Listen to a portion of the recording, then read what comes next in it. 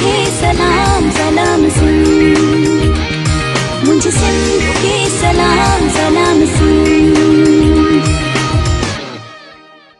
जी viewers, एक भेरो ॿीहर मूंखे भली कार हिकिड़े मुख़्तसिर ब्रेक खां पोइ असां वापसि अची चुका आहियूं। ब्रेक खां पोइ डॉक्टर साहब जे लाइ हिकिड़ो मूं सुवाल छॾियो, उहो इहो त पाकिस्तान में त यकीनन ही इलाज काफ़ी या तरीक़ो काफ़ी राइज आहे, ॿाहिरियुनि मुल्कनि में केतिरो जो स्कोप आहे? हिन वक़्तु जेको आहे अगरि असां यूरोप वग़ैरह जी ॻाल्हि कयूं था या सऊदी अरब जी ॻाल्हि कयूं था या अरब कंट्रीज़ जेतिरो बि गल्फ आहे त उन में अरब ममालिक में त तमामु घणो हिन जो रुझान आहे। ठीकु। ऐं हिन करे रुझान आहे जो हो मुतासिर आहिनि, मिसाल जे तौर सां शुरू खां वठी जेको आहे न अरब, छो जो सहाबा खां पोइ तबई ताबीन ताबीन, इन करे अरबनि जे अंदरि जीअं असां हिकु चवंदा आहिनि न हिकु गुठी में रखियल आहे या हिकिड़ो जेको आहे उन्हनि जे हिकिड़ी जीअं उन्हनि जो लाइफ स्टाइल आहे, अगरि तव्हां उनखे चवंदो जीअं असांजी उनजी ज़रूरियात ज़िंदगी आहिनि, उन में हुननि हिन हिजामा खे या हिन ट्रीटमेंट खे जेको आहे ज़रूरत में रखियो आहे। माना हुननि जो इहो चवणु आहे त असां 2 महीननि 3 महीननि जे अंदरि हिकु दफ़ो असां को मसइलो न आहे, लेकिन एज़ अ सुन ऐं पंहिंजी बॉडी खे इम्प्रूव करण जे लाइ, पंहिंजी बॉडी खे फिट रखण जे लाइ असां हिनखे कराईंदा रहंदा आहियूं। इन खां असां डिज़ीज़ खां, बीमारियुनि खां असां यानी कि पाक रहंदा आहियूं। बाक़ी जेको आहे अगरि यूरोप में ॻाल्हि कयूं था त यूरोप जी जेतिरी बि अल्टरनेट यानी कि यूनिवर्सिटियूं आहिनि जिथे माण्हू MBBS कनि था, FCPSP ऐं MRCP कनि था पिया, त उते हुननि हिकिड़ो शोबो रखियल आहे जंहिंखे असां अल्टरनेटिव ट्रीटमेंट्स या अल्टरनेटिव मेडिसिन चऊं था। उहो उन्हनि खे इहो चैप्टर उनमें पढ़ायो बि वेंदो आहे, सिखायो बि वेंदो आहे। ऐं बाक़ाइदा हिन वक़्तु जेके डॉक्टर्स उतां अचनि था पिया त उहे हिन ट्रीटमेंट खे खणी था अचनि, कपिंग खे खणी था अचनि, उन में हिजामा ऐं उनखे बाक़ाइदा उन में जेको आहे न उते स्पेशलाइज़ेशन। ऐं उन खां अलावा यूरोप जे अंदरि अगरि असां ॻाल्हि कयूं था हिन जी UK जी कयूं था या अमेरिका जी, त बाक़ाइदा हिकु वॾी एसोसिएशन आहे जेका अल्टरनेटिव ICTS यानी international cupping therapy association USA, अलहमदिल्ला मां बि उनजो मेंबर आहियां। UK जी हिजामा नेशन आहे, घणा इंटरनेशनल लेवल ते बाक़ाइदा ग्लोबली तौर ते पूरी दुनिया जे अंदरि बाक़ाइदा वॾियूं वॾियूं एसोसिएशन जेके आहिनि उहे कमु कनि थियूं पियूं। छो जो असां अगरि कंपेयर कयूं पंहिंजे यानी एशिया सां, पाकिस्तान, बांग्लादेश या इंडिया सां, त असां वटि एलोपैथी या दवाउनि जो वबाल घणो आहे। अगरि तव्हां हलिया वञो अमेरिका जे अंदरि या UK जे अंदरि या इन्हनि कंट्रीज़ जे अंदरि, त उते तव्हांखे यानी कि मेडिसिन इहे शयूं अल्टरनेटिव, जंहिंमें अल्टरनेटिव में तव्हां हिजामा आहे, लीच आहे, उनखे अलावा बी थेरेपी आहे, सम्झो ईअं त हे सॼियूं जेके ट्रीटमेंट्स आहिनि अल्टरनेटिव मेडिसिन जे अंदरि हो अप्लाई कंदा आहिनि, छो जो सम्झनि था त इन जो को साइड इफेक्ट न आहे, इन करे उन्हनि खे इहो अप्लाई करिणो पए थो। यानी कि डिफरेंट तरीक़ा आहिनि हिजामा करण जा बि। सही सो उन वाले सां बिल्कुलु असां ॻाल्हाईंदासीं। असां पेशेंट मौजूदु आहे, मां चवंदसि जेकॾहिं प्रैक्टिकल थी वञे ऐं अवां ॾेखारे सघो इन शइ खे त कहिड़े तरीक़े सां अवां हीअ ट्रीटमेंट कयो था त वधीक बहितर हूंदो, छा ख़्यालु आहे? ज़रूरु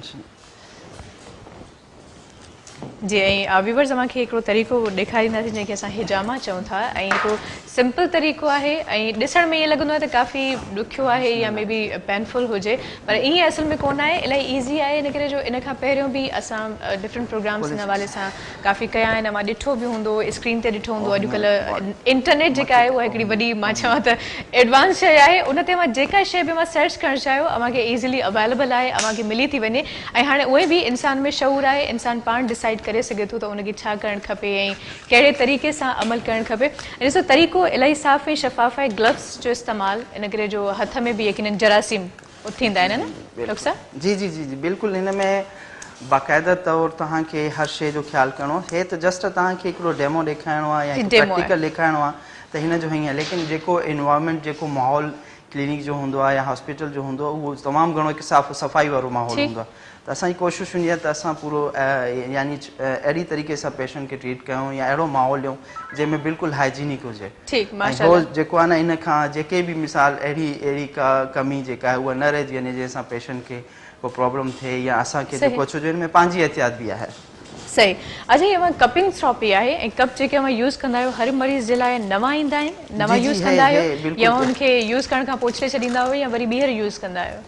हे तव्हांजे साम्हूं आहिनि। हे कप्स जेके आहिनि असां परचेज़ कयूं था या इम्पोर्ट कयूं था चाइना खां, मैन्युफैक्चरिंग सॼी चाइना में आहे, त हिन करे हे जेकी बि जेका शइ आहे। ऐं हिन वक़्तु तव्हांखे मां मज़े जी ॻाल्हि ॿुधायां त चाइना जो क़ौमी इलाजु आहे। सही। त हिन करे पूरी दुनिया जे अंदरि जेको आहे उहा चाइना जेका हिन खे सप्लाई करे थी। हे जेको आहे डिस्पोजेबल हूंदा आहिनि ऐं हिन यानी हिकु दफ़ो यूज़ कयो उन खां पोइ जेको आहे हिन खे रीयूज़ न कंदा असां हिन खे डिस्पोज करे छॾींदा हर शइ, बल्कि हिजामा सां ग्लव्स थी वियो, ब्लेड थी विया या जेके बि हिन जा इक्विपमेंट जेके बि आहिनि उहे सॼा जेके आहिनि असां रिमूव करे छॾींदा।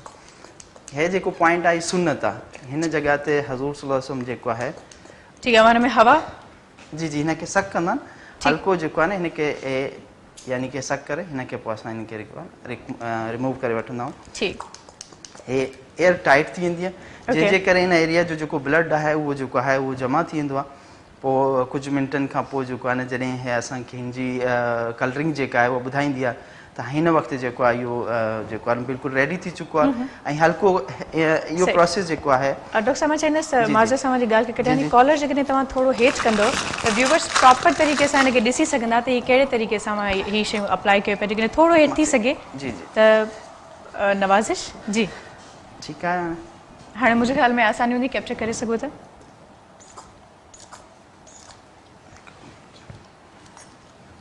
जी डॉक्टर साहब, चेस्ट के बाद जेकॾहिं फोल्ड करे हिनखे अंदरि करे छॾियो त बहितर न आहे डॉक्टर साहब, कॉलर खे? ईअं बि बहितर आहे। हाँ, ही चेस्ट पोइ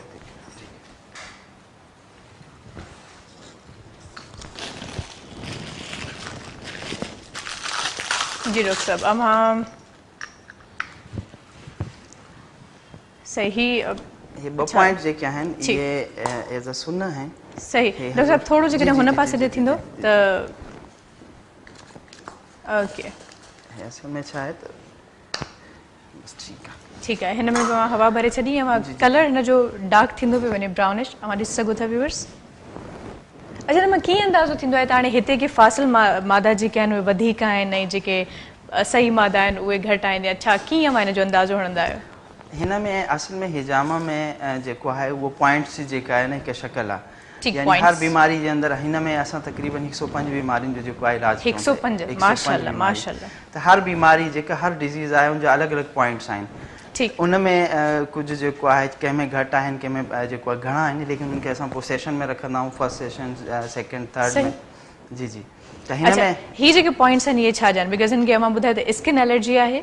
जी जी, हिननि हे जेके पॉइंट्स आहिनि इहे सुन्नत आहिनि। हे जेके ॿ पॉइंट आहिनि के अरबी में चवंदा आहिनि अलकाहिल, यानी हे अहिड़ा ॿ पॉइंट आहिनि जेके असां हर बीमारी जे अंदरि हर पेशेंट खे हणंदा आहियूं। हर पेशेंट जी जी, हे ईअं सम्झो त इन करे ज़रूरी आहे जो हज़ूर सल्लल्लाहु अलैहि वसल्लम जेको आहे पाण अक्सर इन ते इहे पॉइंट्स हणाईंदा हुया।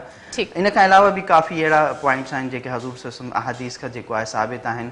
पाण सल्लल्लाहु अलैहि वसल्लम मथे ते हणायो, हिन जॻह ते, हिन जॻह ते हणायो, जादू जे अंदरि, मिग्रेन जे अंदरि हिन जॻहनि ते हणायो। उन खां अलावा काफ़ी अहिड़ा अहिड़ी स्पॉट या अहिड़ी जॻहियूं आहिनि जिथे मुख़्तलिफ़ वक़्तनि में आप सल्लल्लाहु अलैहि वसल्लम कराईंदा रहिया आहिनि। ठीकु, अच्छा हिन मां ॾिठो बि आहे त अक्सर सन्हड़ा सन्हड़ा ब्लेड सां कट्स ॾिना वेंदा आहिनि, त उहे कट्स तव्हां न ॾिना आहिनि, उहे बाद में ॾींदो, या ही जेको एलर्जी आहे उनजे लाइ कट्स जी ज़रूरत न पवंदी? हिन में इहो आहे त हाणे हिन खे असां 3-4 मिंट हिननि खे छॾींदासीं ताकी हिन जी जेका इन एरिया जो जेको फासिल ब्लड आहे उहो जमा थी वञे, ऐं जॾहिं हे बिल्कुलु जमा थी वेंदो उन खां पोइ जॾहिं हे रेडी थी वेंदो, इन जी स्किन जेका आहे उहा ॿुधाईंदी त हाणे हे जेको आहे न बिल्कुलु रेडी थी चुको आहे कट जे लाइ। तो हल्का सा असां स्क्रैचेस हणंदासीं जंहिंसां उहो जेको ब्लड जमा थियल उहो सॼो रिमूव थी वेंदो। सही, अच्छा कहिड़ी एज आहे जंहिंमें कराए सघे थो? नंढड़ा ॿार, वॾा, फिक्स एज आहे या हर एज जो माण्हू कराए सघे? इहो आहे त असां जेको हिन वक़्तु ट्रीटमेंट कयूं था असां 1 साल खां वठी तक़रीबन ईअं सम्झो त 80 साल 90 साल ताईं जेको आहे न एजिड वारनि खे जेको आहे न असां हिन वक़्तु जामा कयूं था, लेकिन उनजी कंडीशन जीअं हूंदो उनजी सॼी जेका आहे बॉडी स्टेमिना ॾिसणी पवंदी आहे त उनखे केतिरी जी ज़रूरत आहे। ठीकु, बाद में अगरि ज़रूरत हूंदी आहे घणे जी त पोइ घणा उनजे मथां पॉइंट्स हणंदा आहियूं, अगरि घणे जी ज़रूरत न आहे उनजे ब्लड जे HP वग़ैरह ॾिसी उनखे पोइ सजेस्ट कंदा आहियूं, लेकिन हर बीमारी में ऐं हर एज जो माण्हू आराम सां कराए सघे। सही, अच्छा डायरेक्टली बसि असां वटि जेको पेशेंट ईंदो आहे के शयूं ॿुधाईंदो आहे त मूंखे ही अलामतूं आहिनि या हे मर्ज़ आहे, छा बाक़ाइदा प्रॉपर टेस्ट वग़ैरह हूंदा आहिनि?